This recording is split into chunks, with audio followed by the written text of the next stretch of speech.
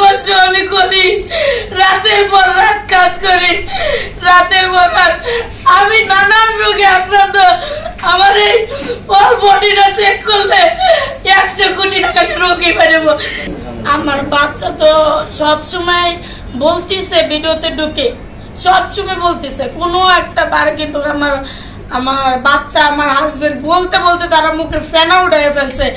আমরা কার কাছে যাব? আমরা কোনো উকিল ব্যারিস্টার কি কয় এটাই বুঝি না।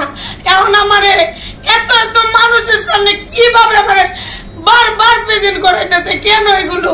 আমার ছেলে মেয়ে খাই আমার জীবন যাপন করতে আমার পেটে যেন লাগতে দিয়েছে। আমি ওই আল্লাহর কাছে বিচার দেই, আল্লাহ তুমি বিচার করিও।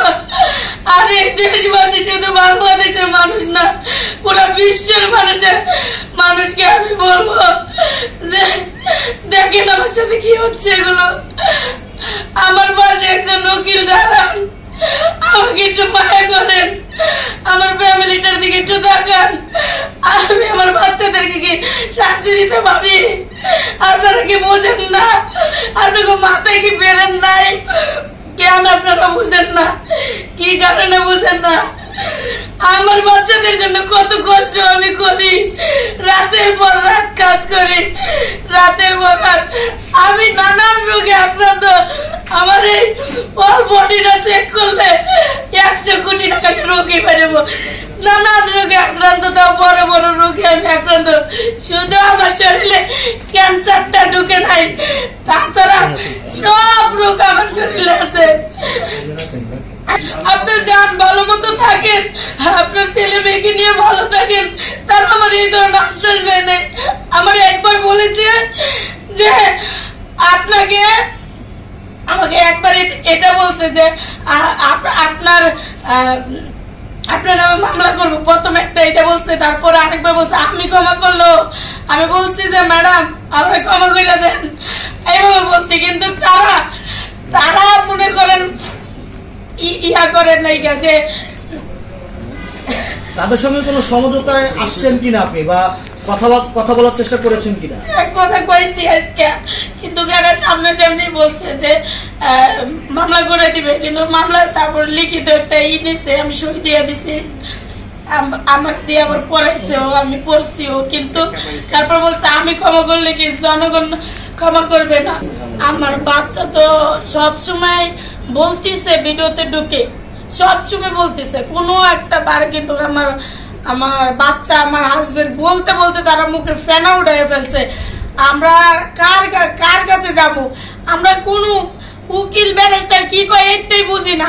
এখন আমার এত এত মানুষের সামনে কিভাবে আমার বারবার প্রেজেন্ট করাইতেছে, কেন এগুলো?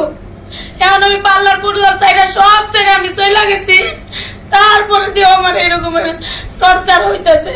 এগুলো কি আদৌ কি আমি কি ভুল গিলা করছি কিনা? আমার কোথায় যাইতে হবে বলেন আপনারা? পিবিআই তদন্ত করুক, পুলিশ তদন্ত করুক। আমার পুলিশের উপরে অনেক বিশ্বাস আছে যে ওনারা এই কাজগুলো করবে। আমার বলেন কোথায় যাইতে হবে? আমি তো জানি না। আমি যদি জানতাম এর আগে এই ধরনের প্রবলেম বা কোনো কিছু আমি ফেস করি নাই। উকিলের কাছে যাইতে হবে। আমরা কবে থেকে চিৎকার বাক্কার পারতেছি একটা উকিলের জন্য। আমরা কোথায় উকিল কি, আমরা এগুলো পর্যন্ত আমার হাজবেন্ড তো কিছুই বোঝে না। যা একটু আমি সংসারটা চালাই, আমি একটু বুঝি। বলার পরে আমি বলছি এটা ঠিক হয়ে যাবে, কিন্তু তারা পরিষ্কার ভাবে এটা আমাকে বয়ান দিছে।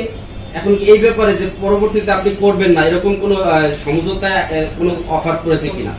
যেহেতু কোনো প্রতিশ্রুতি আমাদের কোনো প্রতিশ্রুতি তারা দেয় নাই, কিন্তু আমি নিজে বলছি যে আমি আর করবো না, আমার ভুল হয়েছে। অন্য কোনো অভিযোগ করে নাই। তারপরে বলছে যে পার্লার কেন ছাড়লেন হুট করে, পার্লার আপনার ওই লগিয়া দেখাইতে হবে। তো আমার এখানে এখনো মনে হয় 6-7 দিন ডেট আছে আমার এই লাইসেন্সের। তো আমি ভাবছি লাইসেন্সের ডেট মনে হয় আরো 1 মাস আগে গেছে গা, তার লাইসেন্সের ডেট এখনো 6-7 দিন আছে। এই মাসের 6-7 দিন পরে এই লাইসেন্সটা বাদ হয়ে যাবে।